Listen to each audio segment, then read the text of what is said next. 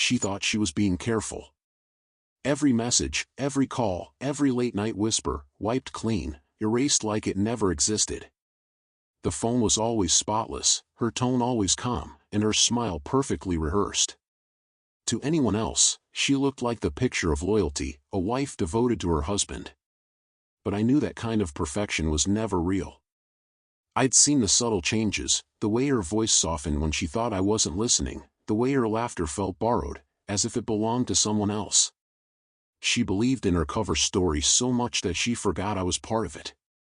It began with a feeling, that quiet, unexplainable discomfort that settles in your chest when something's off. She started keeping her phone face down, turning off notifications, claiming it was for peace of mind. When I asked, she'd smile, touch my arm, and say I was overthinking. For a while, I believed her. I wanted to believe her. After all, trust isn't built overnight, it's built over years of shared mornings, tired smiles, and whispered promises in the dark. But even trust, once cracked, never looks the same again. One night, while she was asleep beside me, I sat up, staring at the faint glow of her phone on the nightstand. I didn't touch it, not yet. I just watched it. Every few minutes, the screen lit up with tiny flashes of light before going dark again. No notifications, no names, just light, like a heartbeat I couldn't see. My chest tightened. I told myself it was nothing. But my mind, restless and unwilling to sleep, whispered otherwise. And that night, I began to look for answers I wasn't sure I wanted to find. The next day, she left her phone at home, an accident, she said, rushing out the door. I stared at the device lying there, silent and innocent, as if daring me to pick it up. My hand trembled when I finally did. I went through her chats, her social media, her photos. Nothing. Completely clean. Not a trace. For a moment, I almost laughed. She had erased everything so perfectly that even guilt seemed scared to leave fingerprints. But then I noticed something, the faint outline of an app she had deleted recently. And that's when I remembered, our phones were synced for backups months ago. I opened the cloud account, my pulse hammering in my ears. It took a few minutes to load, each second stretching longer than the last. Then, like a flood, the messages appeared, words that were never meant for my eyes. Her tone was different there. Lighter. Playful. She laughed more, sent late-night selfies, planned lunches, and accidental meetings. He wasn't just some stranger. He was someone she had let inside her world, the one I thought only we shared. I scrolled slowly, my heart breaking line by line, until I saw it, her message saying, "He's too kind to suspect anything." That was about me. I didn't scream. I didn't cry. I just sat there, frozen, reading those words again and again until they lost their meaning. The backup didn't just expose her betrayal, it showed me how long it had been happening, how easily she had smiled through lies. For months, she'd eaten dinner with me, asked about my day, laughed at my jokes, all while deleting traces of another life. I realized then that the worst kind of pain isn't anger, it's silence. It's sitting beside someone who already left you in every way except physically. When she came home that evening, I was sitting on the couch, phone in hand. She noticed it immediately, the tension, the quiet, the stillness that filled the room. "What's wrong?" she asked, trying to sound casual, but her voice cracked just slightly. I didn't respond. I simply turned the screen toward her. For a split second, her face drained of color. She knew. Her lips parted, searching for words that wouldn't come. I watched the realization sink in, the kind that burns through denial and lands hard in reality. The world she had built on lies was collapsing in front of her. She stammered at first, trying to explain. "It wasn't serious," she whispered. "It was just a distraction. I didn't mean to hurt you." Her eyes glistened, but her excuses only made the air heavier.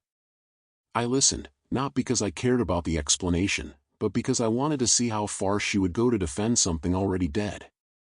Every word she spoke felt like another nail in the coffin of what we once were. I realized she wasn't crying for me. She was crying for herself, for the comfort she'd lost, for the mask that had finally fallen. I stood up and walked toward the window, staring into the darkness outside. My voice was steady when I finally spoke. "You deleted the chats," I said quietly. "But you forgot the backups." She covered her face with her hands, shaking, whispering apologies that no longer mattered. The irony was cruel. She thought erasing the evidence would erase the truth. But the truth doesn't disappear just because you hide it. It lingers in tone, in distance, in the way someone's laughter starts sounding rehearsed. For days after that, the house was silent. We still moved around each other, speaking only when necessary. She cooked, I ate. She tried to smile, I looked away. I wasn't angry anymore, just hollow. Betrayal doesn't always explode. Sometimes, it seeps in quietly, draining you until you feel nothing at all. I could see her breaking down, trying to fix what couldn't be repaired. She wrote me letters, sent long messages explaining her reasons: loneliness, boredom, needing to feel wanted. All I could think was how easy it was for her to trade real love for temporary validation. Eventually, I packed a bag. She watched from the doorway, tears streaming down her face. "Please," she whispered, "don't go. We can start over." I looked at her, at the woman I once thought I'd grow old with, and felt a strange calmness. "We already ended," I said softly. "You just didn't notice when it happened." Her sobs followed me out the door, but I didn't turn back. Some endings don't need closure, they just need silence. And in that silence, I found peace, not because I stopped loving her, but because I stopped needing to understand why. Weeks passed. The messages, the images, the betrayal, they replayed in my mind like echoes from another life.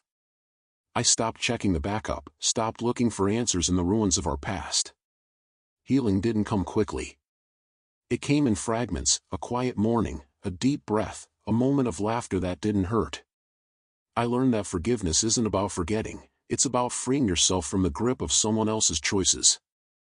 And in that freedom, I rediscovered something I thought I'd lost: myself. One evening, months later, I got a message from her.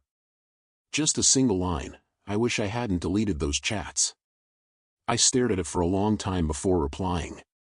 "I'm glad you did," I wrote back. "Otherwise, I might never have seen the truth." And that was it. No anger, no bitterness, just a quiet acknowledgement that some lessons come dressed as heartbreak. The pain she caused had become the clarity I needed. She thought she could hide her lies behind a deleted message, but in the end, it was that very act that exposed everything. Now, when I look back, I don't see betrayal, I see awakening. I see the moment I stopped chasing explanations and started valuing peace. Sometimes, the person who betrays you also gives you the greatest gift: the truth. It's painful, yes, but it's also freeing.